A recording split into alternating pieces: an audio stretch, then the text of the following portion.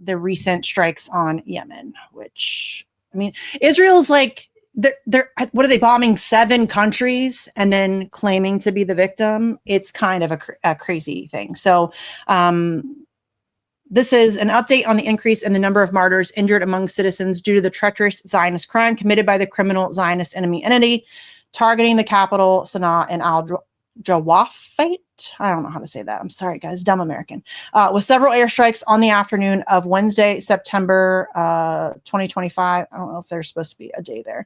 The number of martyrs and injured in the capital has risen to 35 martyrs and 131 injured. So again, here from Anti-War, my pal Dave DeCamp, he did a great write-up on this. So the death toll in Israeli airstrikes on Yemen rises to 46, including 11 million women and 5 children. Nice. Yemen's health ministry said on Thursday that the death toll in the Israeli airstrikes that hit the Yemeni capital of Sanaa and the Jawf province on Wednesday has risen to 46, including 11 women and 5 children. Another 165 people were wounded in the attacks, including 31 children and 29 women. Health ministry spokesman Anas Asbahi, good God. So the numbers were a, quote, non-final toll, suggesting it could rise if rescue workers dig more dead or wounded people out of the rubble. Familiar scenes. The majority of those killed, 38, died in the strikes on Sanaa, which targeted residential areas in the Al-Tahir neighborhood. Photos and videos of the aftermath show a significant amount of rubble in the neighborhood and children who were wounded in the attack. There's pictures and videos of this. I've seen them and I recommend it. I've had enough.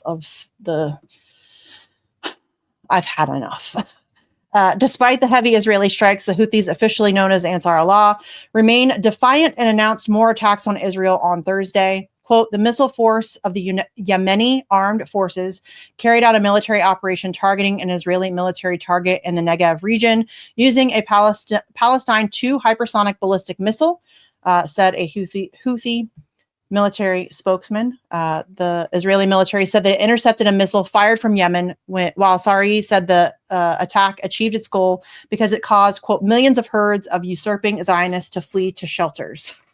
Sari also said that the Yemeni forces fired 3 drones at Israel and vowed that the attacks would continue until there's a ceasefire in Gaza and an end to the Israeli blockade on the Palestinian territory.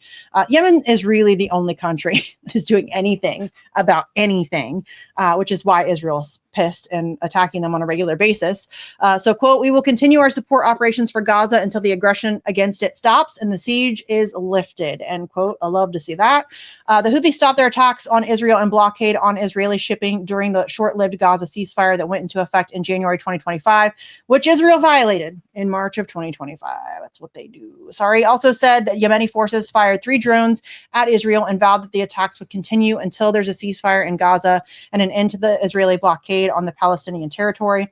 Quote, we will continue our support operations for Gaza until the aggression against it stops and the siege is lifted. So the Houthis are known for their resilience and did not back down in the face of a very heavy U.S. bombing campaign that the Trump administration conducted from March 15th to May 6th, which killed more than 250 civilians. The U.S. gave up on trying to get the Houthis to stop their attacks on Israel and blockade of Israeli shipping and agreed to a ceasefire with the group. So this is not getting a lot of attention. Obviously, there's a lot going on, but I haven't really seen a lot of people talking about this. Israel has been attacking Yemen for a very long time. And again, Yemen has been really the only country that has made any attempt whatsoever to hold Israel accountable, to stop them, to cause them any inconvenience whatsoever as they continue to genocide the people of Palestine.